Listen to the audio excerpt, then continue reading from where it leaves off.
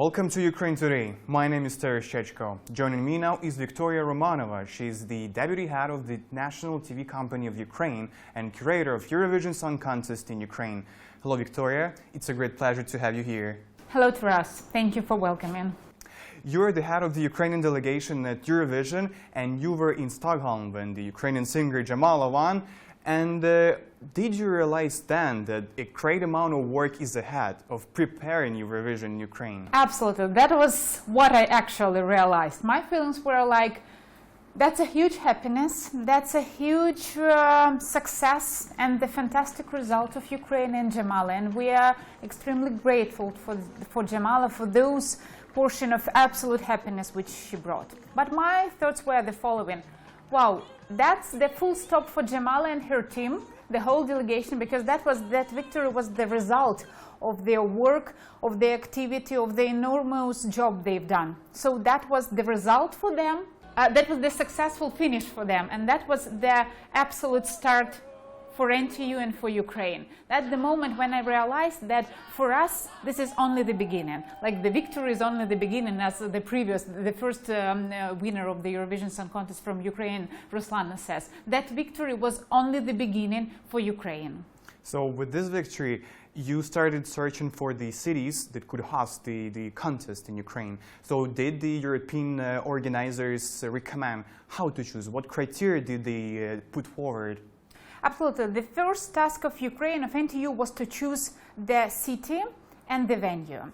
As soon as Jamala won the contest, we received a number of reactions from the city mayors, from the city administrations, which express their desire to host the contest. And that was surprising. That was a very pleasant surprise, because like 2 days, 3 days after the victory, we received those reactions of a number of cities saying, we would like to be the host city, we would like to do it, we are able to do it. And that showed that a lot has changed from 2004 when Ruslana won, and when there was no alternative, there were no discussions where to host the contest. The capital was the only alternative. The desire, the interest of cities was their absolute evidence for us that we need to hold their full-scale selection. That's what we started doing. We elaborated, together with the European Broadcasting Union, we elaborated the rules of the contest, because not knowing all the criteria, all the requirements from the European Broadcasting Union, that was impossible to hold any selection. So we received a number of criteria, we made the rules, and more than a month ago, in June, we launched the competition. We launched the selection of the host city of Eurovision 2017. On the 27th of July, there should have been announced the winner, like the only city that would host the Eurovision in Ukraine, but it was not announced. So what were the reasons? During 25 and 25th and 26th of July, European Broadcasting Union and members of the Ukrainian organizational committee visited all the 3 cities. There were the so-called inspections, and they are according to those rules of the selections which we previously prescribed. So we visited 3 cities with the inspections. We visited arenas, airports, hotels. We've seen additional presentations. We've seen locations for Euroclub, Eurovision Village, opening ceremony, all the rest. As the result, we were shocked with the commitment of the cities. That was the 100% desire, commitment, understanding of the scale and readiness to host it. At the same time, we need to say that each city has both advantages and slight disadvantages. And all the 3 cities during the inspections received the additional tasks or requirements to send us additional information. Some cities received the requirement on security, another on venue, the third one on the hotel and accommodation. That's why the cities, 3 cities, as the result of the inspection, received different tasks which they are to fulfill during this week. So we didn't want the decision on the host city probably is the key decision of the whole Eurovision. This decision is too important and too crucial to take it in a rush. That's why that was the joint decision of the European Broadcasting Union, Organizational Committee, NTU, to take more time. We have this time, we have the right to take it, in order to receive additional information, additional fulfilled tasks from the cities, once again work on it, and then come up with the 100% right decision. So you didn't make any deadline for the cities?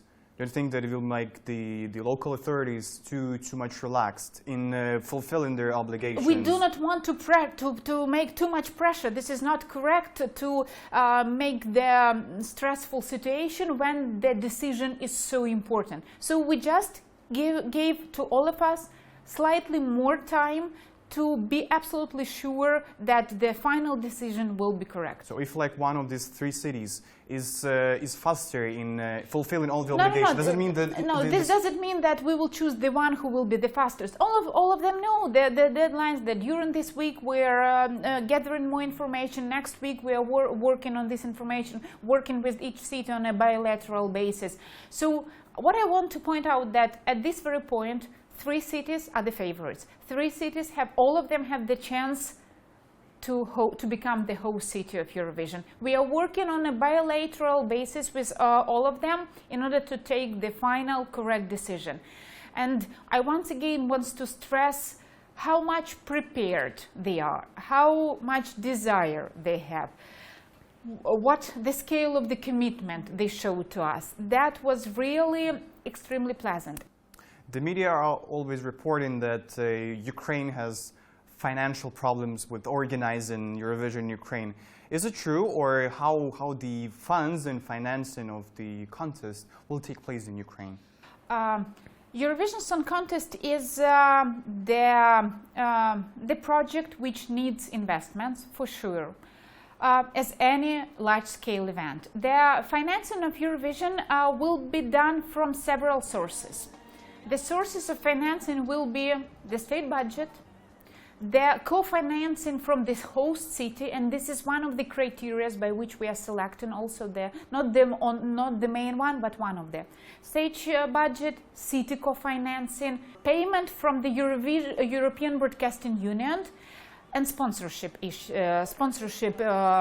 sources. So as you can see, there is the variety of sources. All of them will be combined, and all of them will form the overall budget of Eurovision Song Contest.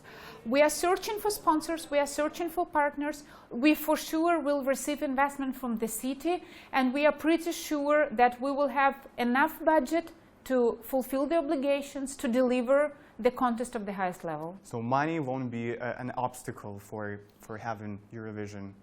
We are absolutely sure that we will overcome the obstacle. We do understand that the country is surviving not the lightest times, this is for sure. That is why we do not want to impose too much of the financial burden on the state budget. That's why we are negotiating with the cities.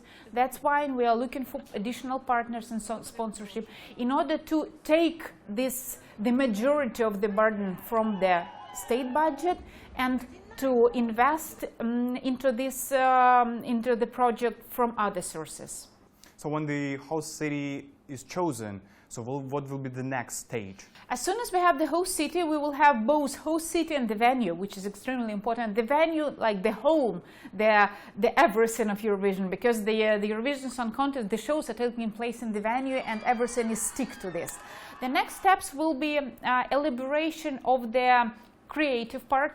As you know, each Eurovision has its theme, slogan, like some creative part, and this will be the next step. We will need to decide what message we would like to send to the whole world, to Europe, while making this Eurovision. How our Eurovision we would like to look like, what the feeling it needs to bring to all the viewers. That's why this creative part will be the next step. The stage design will be the next step.